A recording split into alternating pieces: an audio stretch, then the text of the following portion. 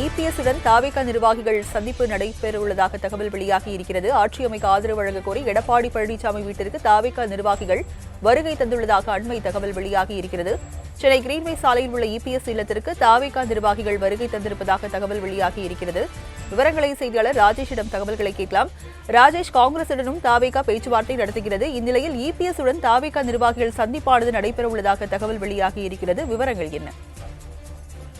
2026 சட்டமன்ற தேர்தலில் 108 இடங்களை தமிழக வெற்றி கழகம் பிடித்திருக்கிறது. அதே நேரத்தில் பெரும்பான்மை நிரூபிப்பதற்கு அவர்களுக்கு கிட்டத்தட்ட 10 இடங்கள் கூடுதலாக தேவைப்படக்கூடிய சூழ்நிலையில் தமிழக வெற்றி கழகம் பல்வேறு வியூகங்களை தொடர்ச்சியாக வகுத்து வருகிறார்கள். குறிப்பாக பல்வேறு கட்சிகளுடன் அவர்கள் தொடர்ச்சியாக பேசி வருகிறார்கள். குறிப்பாக காங்கிரஸ், கம்யூனிஸ்டுகள், அதே போல விடுதலை சிறுத்தைகள் உள்ளிட்ட கட்சிகளுடன் அவர்கள் தொடர்ச்சியாக பேசி வரக்கூடிய சூழ்நிலையில் தான் தற்பொழுது தமிழக வெற்றி கழகத்தை சேர்ந்த ஒரு சில நிர்வாகிகள் தற்பொழுது அதிமுக பொதுச் செயலாளரும் தமிழக எதிர்க்கட்சி தலைவராக இருந்த எடப்பாடி பழனிசாமி அவர்களை அவரது பசுமை வழி சாலை இல்லத்தில் சந்தித்து பேசியிருப்பதாக தகவல் வெளியாயிருக்கு. குறிப்பாக 20 நிமிடங்களுக்கு மேலாக இந்த சந்திப்பு என்பது நடைபெற்றதாக கூறப்படுகிறது.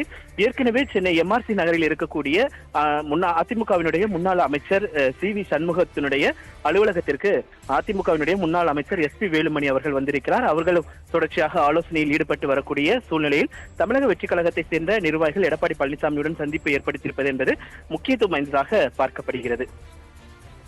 இபிஎஸ்-உடன் தாவேகா நிர்வாகிகள் சந்திப்பு நடைபெறவுள்ளதாக தகவல் வெளியாகி இருக்கிறது. ஆட்சி அமைக்க ஆதரவு வழங்க கோரி எடப்பாடி பழனிசாமி வீட்டிற்கு தாவேகா நிர்வாகிகள் வருகை தந்துள்ளதாக அண்மை தகவல் வெளியாகி இருக்கிறது. சென்னை கிரீன்வே சாலையில் உள்ள இபிஎஸ் இல்லத்திற்கு தாவேகா நிர்வாகிகள் வருகை தந்திருப்பதாக தகவல் வெளியாகி இருக்கிறது. விவரங்களை செய்தியாளர் ராஜேஷிடம் தகவல்களை கேட்கலாம். ராஜேஷ், காங்கிரசுடனும் தாவேகா பேச்சுவார்த்தை நடத்துகிறது. இந்நிலையில் இபிஎஸ்-உடன் தாவேகா நிர்வாகிகள் சந்திப்பானது நடைபெறவுள்ளதாக தகவல் வெளியாகி இருக்கிறது. விவரங்கள் என்ன?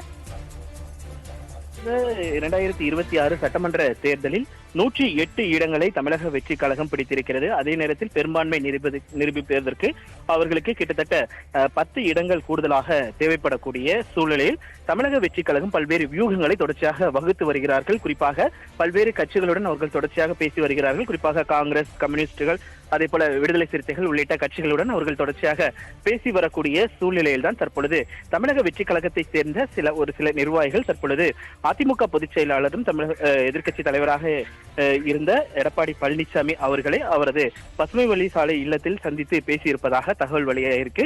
குறிப்பாக 20 நிமிடங்களுக்கு மேலாக இந்த சந்திப்பு என்பது நடைபெற்றதாக கூறப்படுகிறது. ஏற்கனவே சென்னை எம்ஆர்சி நகரில் இருக்கக்கூடிய அதிமுகவினுடைய முன்னாள் அமைச்சர் சி.வி. சண்முகத்தினுடைய அலுவலகத்திற்கு அதிமுகவினுடைய முன்னாள் அமைச்சர் எஸ்.பி. வேலுமணி அவர்கள் வந்திருக்கிறார். அவர்களும் தொடர்ச்சியாக ஆலோசனையில் ஈடுபட்டு வரக்கூடிய சூழ்நிலையில் தமிழக வெற்றி கழகத்தை சேர்ந்த நிர்வாகிகள் எடப்பாடி பழனிசாமியுடன் சந்திப்பு ஏற்படுத்தியிருப்பது என்பது முக்கியத்துவம் வாய்ந்ததாக பார்க்கப்படுகிறது.